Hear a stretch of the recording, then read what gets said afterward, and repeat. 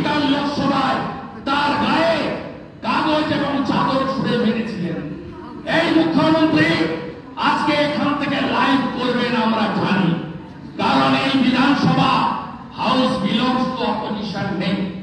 এই বিধানসভাকে সরকার যেমন চালান, পার্টি যেমন চালান, পরিবারের সম্পত্তি হিসাবে একইভাবে তিনি এই বিধানসভাকেও নিজের প্রপার্টি হিসেবে ব্যবহার করেন। গতকালই বলেছিলাম যে উনি আসবেন, উনি অনেক ভাষণ দেবেন, মিথ্যার ফুলঝুরি ছড়াবেন, আর লাইভ হবে, আপনারা কেউ জানতেন না। 2 মিনিট আগে আমি যা বলেছি তাই মিলেছে। এবং আমরাও নো সেটিং অপোজিশন, বিজেপির অপোজিশন 2001 থেকে 6 সিপিএম অপোজিশনে ছিল।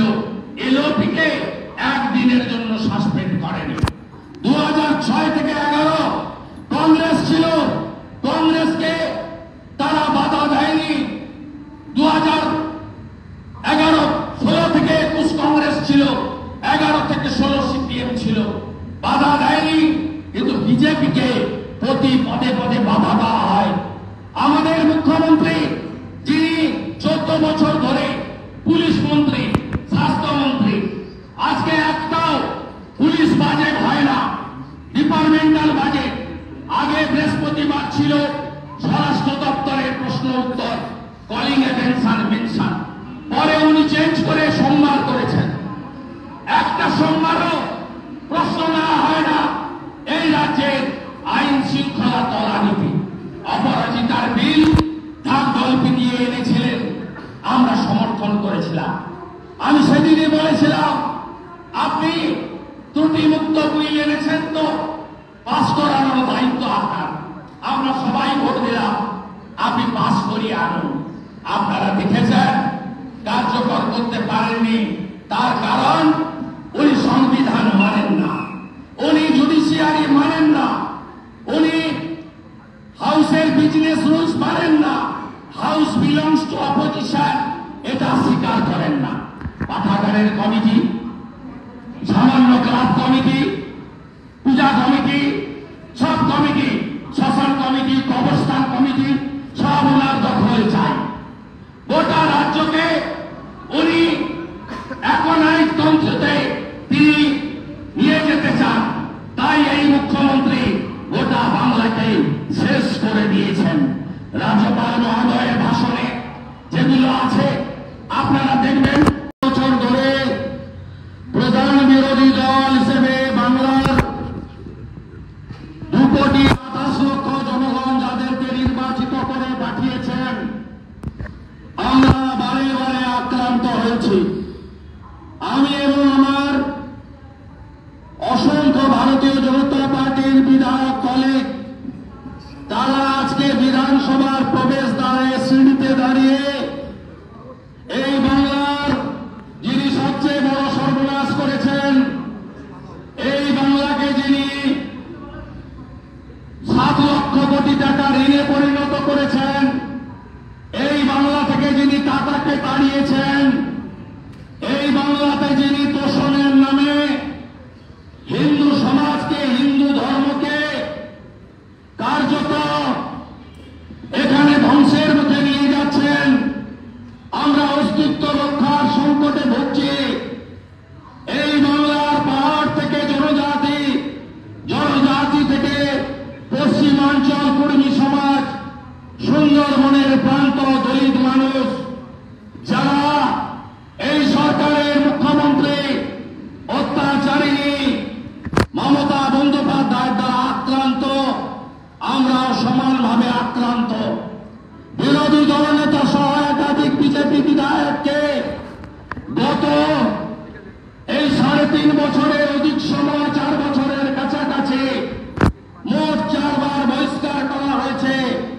প্রথমে 5 মাস আমরা মহামান্য হাইকোর্টে গেছি, মহামান্য বিচারপতি রাজাশেখর মন্তার হস্তক্ষেপ হয়েছে এবং ওনাদের অনির্দিষ্ট সময়ের জন্য আমাদের বাইরে রাখার সিদ্ধান্ত পুনর্বিবেচিত করতে ওরা বাধ্য হয়েছে হাইকোর্টের হস্তক্ষেপে।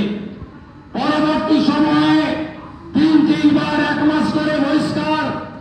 এবারে বাজেট অধিবেশনে আজকে রাজ্যপাল মহোদয়ের ভাষণের ধন্যবাদ জ্ঞাপনে এই বিধানসভার রীতি আছে, নীতি আছে।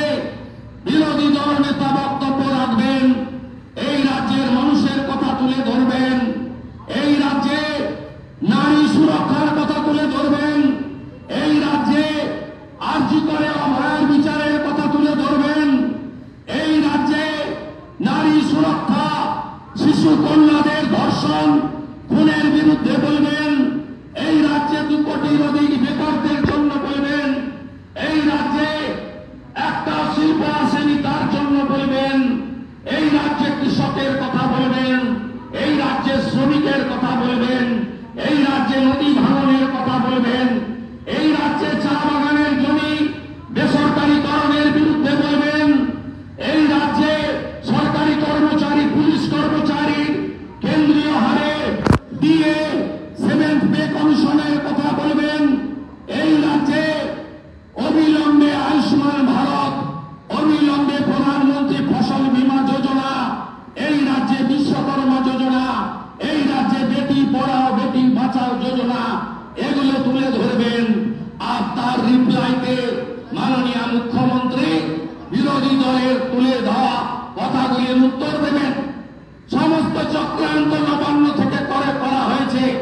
এখানে একজন অধ্যক্ষ আছেন যার 2006 বিধানসভার মেম্বার না হয়েও তিনি এখানে ঢুকে সব আসবাবপত্র ভেঙেছেন। এই মুখ্যমন্ত্রী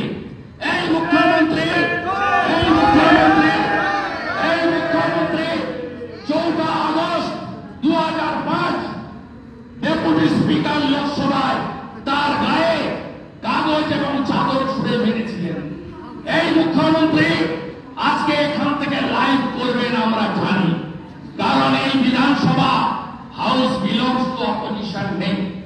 এই বিধানসভাকে সরকার যেমন চালান, পার্টি যেমন চালান, পরিবারের সম্পত্তি হিসাবে একইভাবে তিনি এই বিধানসভাকেও নিজের প্রপার্টি হিসেবে ব্যবহার করেন। গতকালই বলেছিলাম যে উনি আসবেন, উনি অনেক ভাষণ দেবেন, মিথ্যার ফুলঝুরি ছড়াবেন, আর লাইভ হবে, আপনারা কেউ জানতেন না। 2 মিনিট আগে আমি যা